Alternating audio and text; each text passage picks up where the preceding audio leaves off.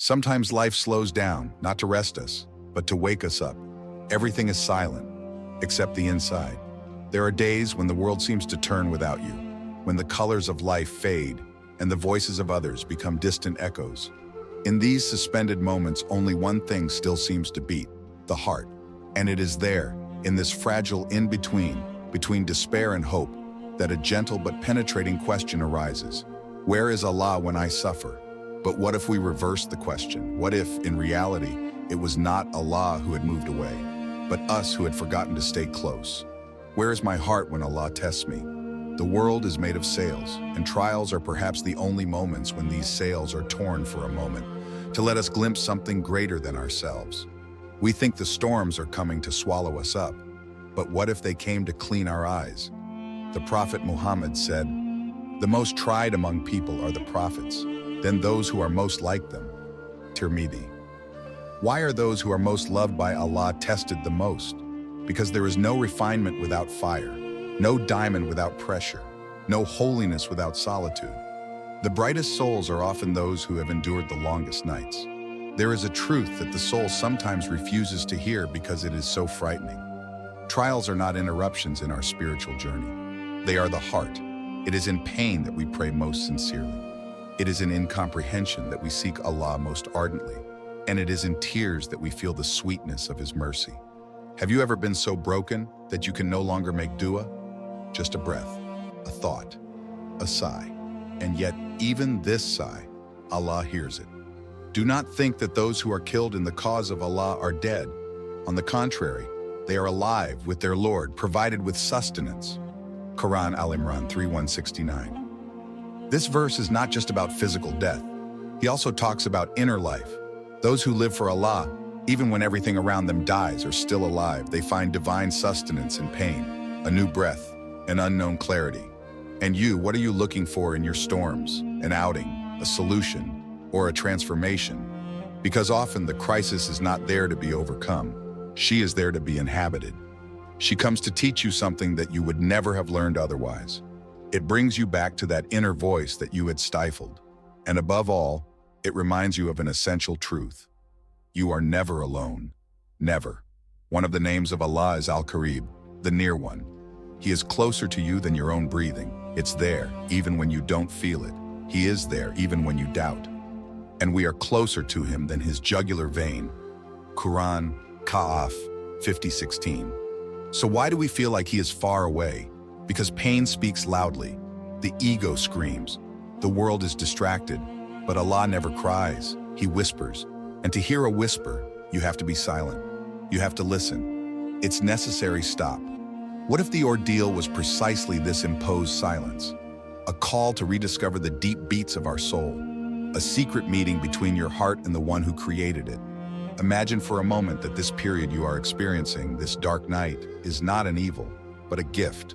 A strange gift, yes, unexpected, painful, but a gift nonetheless. A suspended moment when Allah invites you to return to Him, not for Him, but for you. And if this suffering was not the sign that He abandoned you, but that He prepares you for an elevation that you yourself do not yet suspect, remember, the denser the darkness, the closer the light. There was a man named Salman. No, not Salman al-Farisi, the noble companion of the Prophet, peace be upon him. Another Salman, an ordinary man. Maybe like you, maybe like me. He had lost everything, or at least that's what he thought. The debts had piled up like mountains on his back. His friends disappeared, his family silent. All that remained was this emptiness weighing down in his chest. He no longer wanted to speak or cry, just survive. One day, driven by an inexplicable need, he entered a small mosque, almost empty, almost forgotten. The carpets were old, the air was heavy. He sat at the back, alone, gaze fixed on the ceiling. And there, without warning, a thought crossed his soul.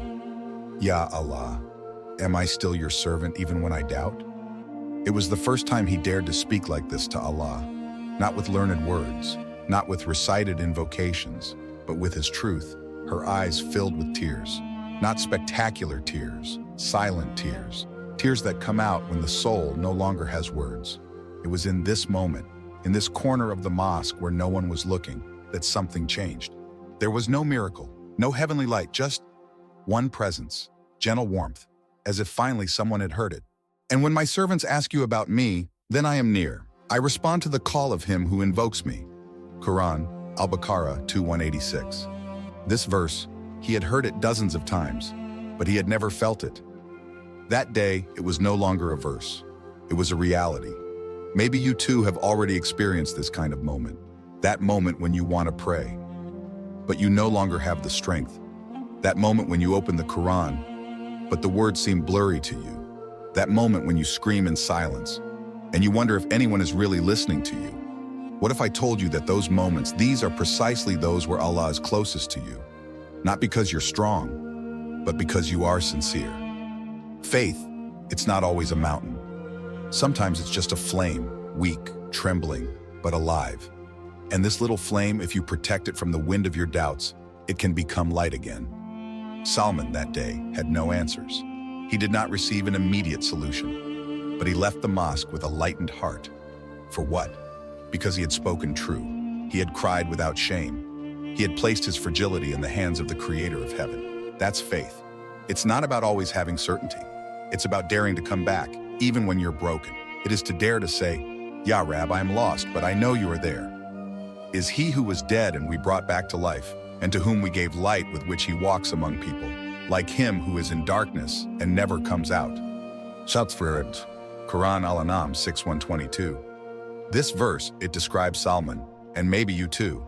Perhaps you were spiritually asleep, caught in routine, by worries, by fears.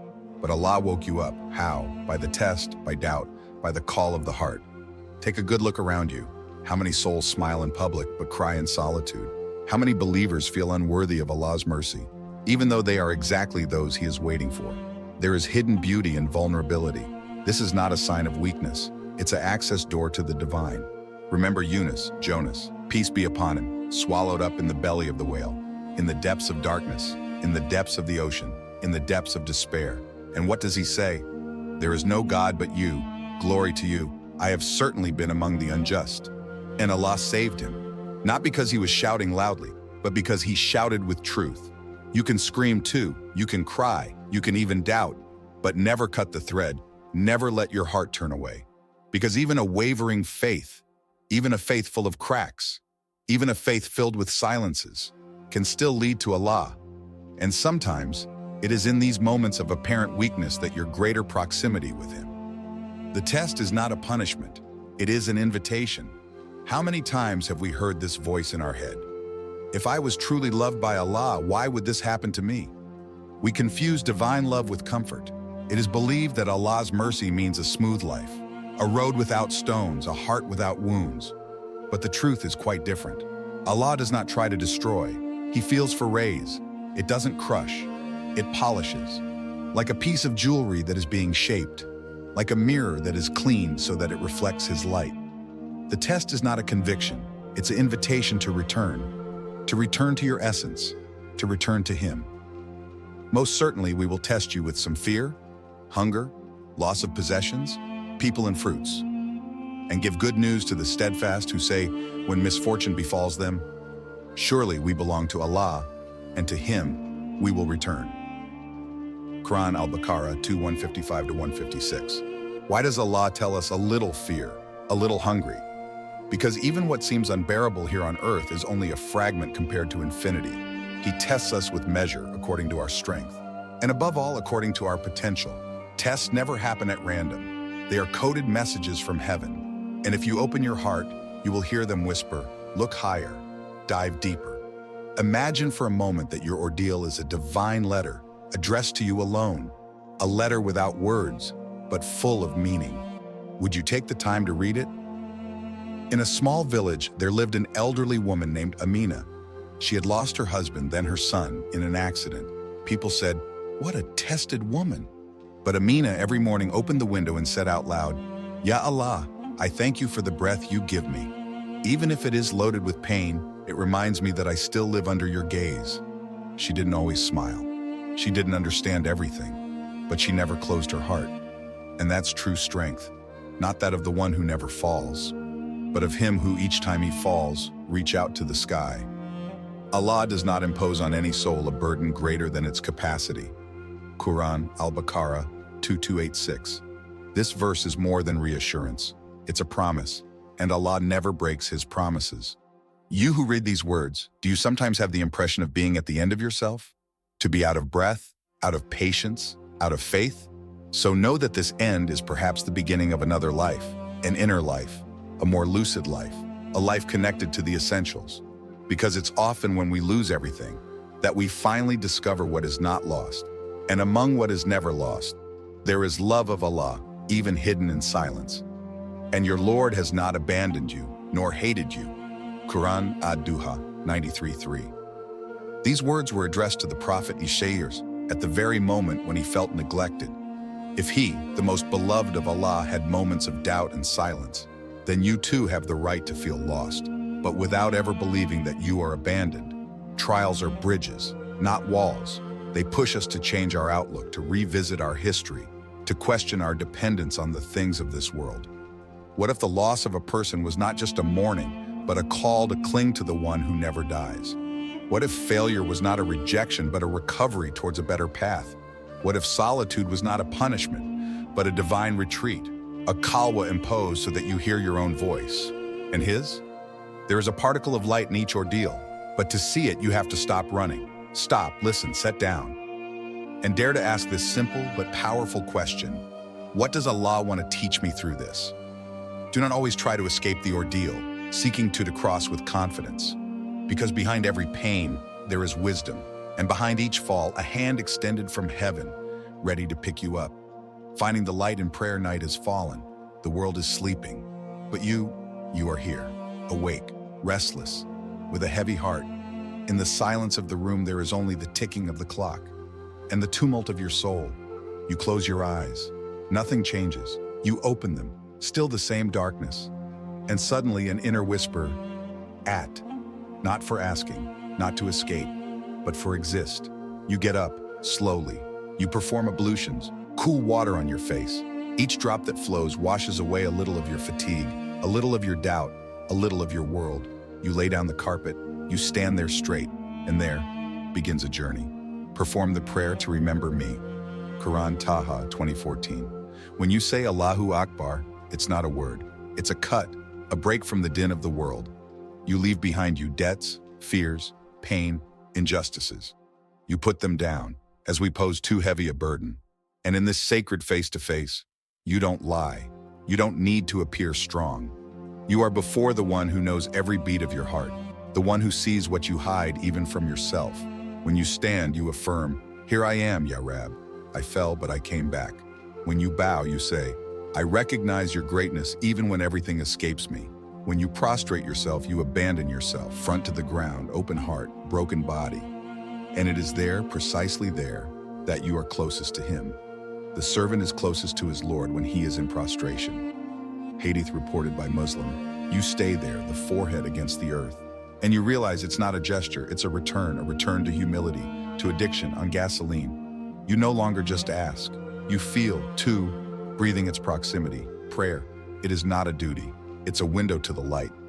This is the moment when everything stops, except the link between you and your Creator. How many times have you prayed mechanically? How many times have you whispered without listening to your own breath? And if this time you prayed with the heart? And if you made every ruku, every sujood, a silent love letter addressed to heaven? There was a young woman, Layla. Her world collapsed in a week. She lost her job, her home, and the man she thought she would marry. When night came, she had nothing left except a carpet and her Lord. She prayed, she cried, she didn't even make a dua. She breathed His presence, and in this night of emptiness, she found peace. Not the solution, but peace. And that was enough. Those who believe and whose hearts are at peace when they remember Allah, is it not through the evocation of Allah that hearts are calmed? Quran, Arad 13:28. You too can find this peace. It doesn't depend on your situation. It depends on your disposition. It is not found running, but stopping you. By offering yourself to Allah even when broken, you can pray with tears. You can pray with silences.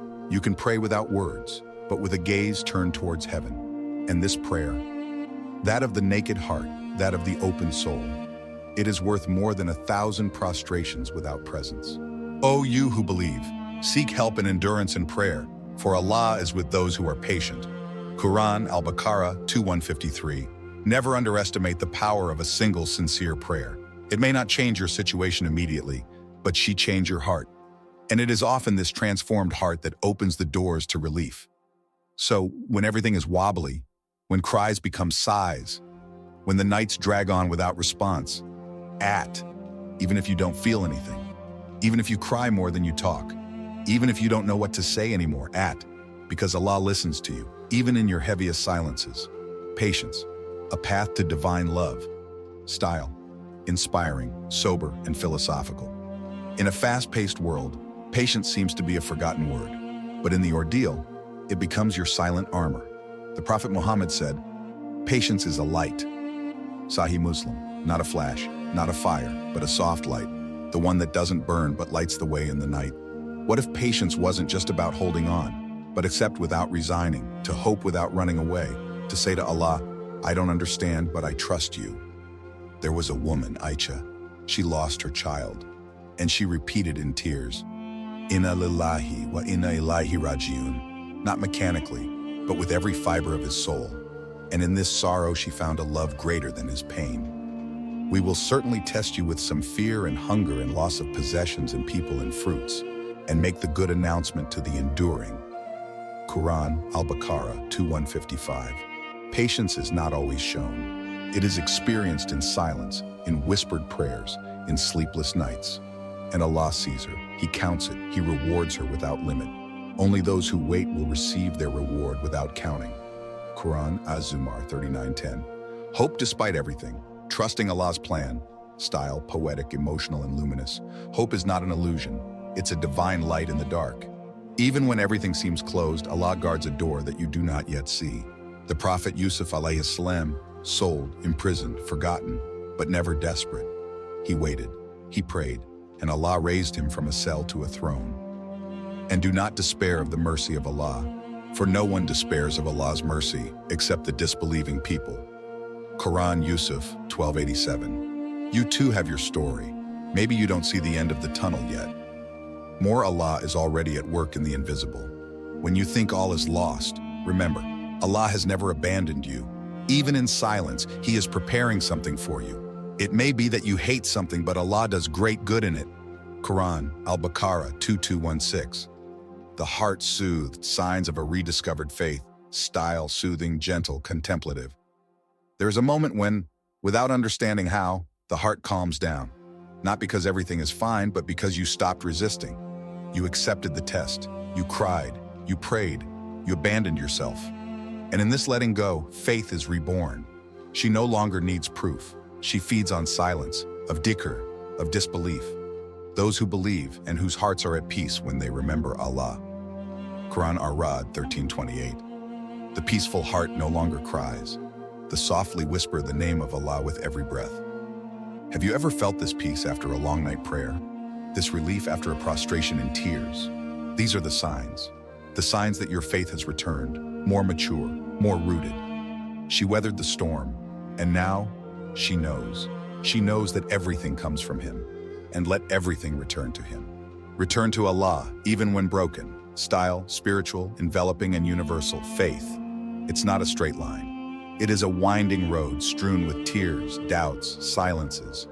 But it is also a road made of flashes of light, of sudden peace, of unexpected hope. It's a journey. And in this journey, crises are not obstacles.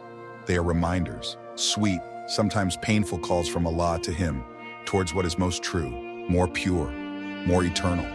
And we are closer to Him than His jugular vein. Quran, Qaf 50:16. Even when you are on your knees, Allah is there. Even when your heart is dry, Allah is there. Even when you can no longer pray, He knows. The you can, the attend. You don't have to be perfect to come back to Him. You don't need to have all the answers. You just need one spark of sincerity. With a sigh, of a prostration. Say, "O my servants who have committed excesses to your own detriment, do not despair of Allah's mercy, because Allah forgives all sins." Quran, Az-Zumar 39:53. So, to you who is listening, if you're broken, If you're tired, if you don't know where to look towards the sky and speak, even in silence. Because it is not through ease that faith is forged, it's in the storms. This is where your heart learns to hold on. This is where your soul discovers the beauty of a sincere, humble, and unshakable faith. And remember, the crisis will pass, but what you will have learned from it, this faith that you will have built in the darkness, it will shine forever.